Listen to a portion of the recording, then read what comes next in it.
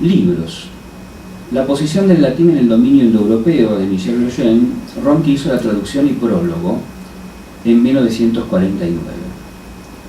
Los fundamentos de la historia lingüística de Giacomo Devoto, traducción y prólogo de Carlos Alberto Ronchi March, publicados por la Facultad de Filosofía y Letras de la UBA. Acuerdo sobre el idioma de esta academia en 1984 y Acuerdo sobre el idioma 2 de 1986.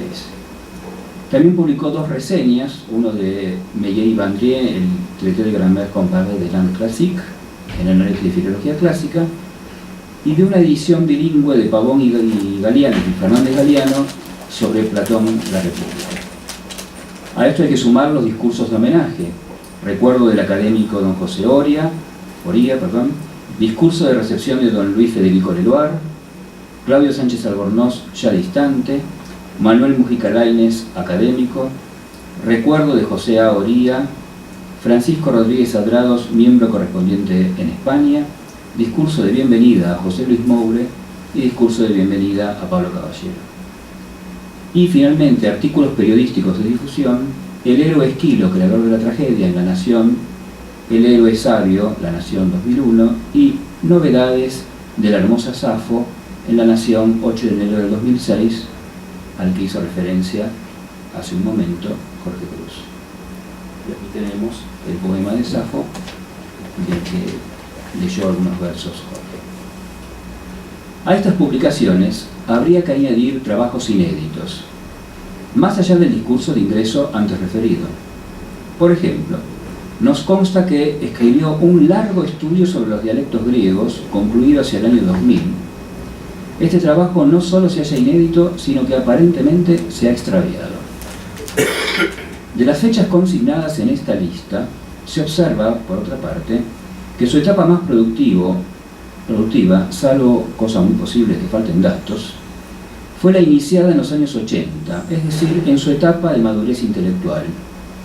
Insistimos, empero, en que la lista debería de ser seguramente más amplia, dado que en su carrera en el Consejo Nacional de Investigaciones Científicas y Técnicas alcanzó el rango de investigador principal, hecho que ya en esos años implicaba una producción relevante en cantidad y calidad.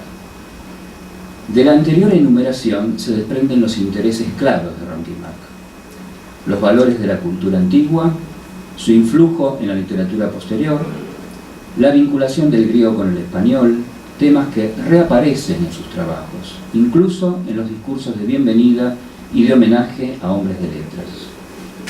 Siempre se interesó por defender el estatus científico de la filología, la literatura y la lingüística frente al que tienen reconocido las ciencias duras, y sobre ello solía relatar charlas y discusiones con encumbrados investigadores del país y del extranjero.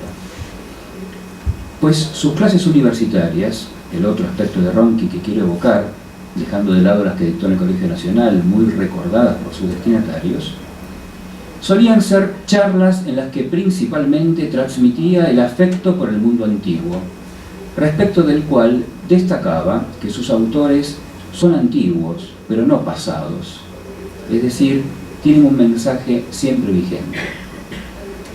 Relataba las impresiones obtenidas en congresos internacionales, donde alternaba con grandes filólogos, cuya amistad tenía en sumo valor, sintiendo quizás que él no estaba a la altura de sus colegas, porque a pesar de los numerosos reconocimientos y premios obtenidos, de sus becas y viajes, de su reiterado oficio de representante del país en el exterior, de su conocimiento de idiomas extranjeros, siempre dejaba percibir un dejo de inferioridad, mientras que las apreciaciones, los juicios y comentarios revelaban, por el contrario, un vasto saber y un perspicaz análisis, no solo de la lengua y la literatura, sino también de abundantísima cantidad de estudios sobre los más variados aspectos de su especialidad. Una anécdota relatada por él mismo puede quizás ser una clave de esa sensación de inferioridad que parecía invadirlo. Los nervios lo traicionaron en el examen oral de su última asignatura, de modo que fue calificado con un 9, cuando habían resultado sobresalientes todas las examinaciones anteriores de su carrera. Contaba este episodio con tristeza y decepción de sí mismo en la mirada, mientras que para nosotros, humildes alumnos, el hecho ocurrido era una muestra de su humanidad.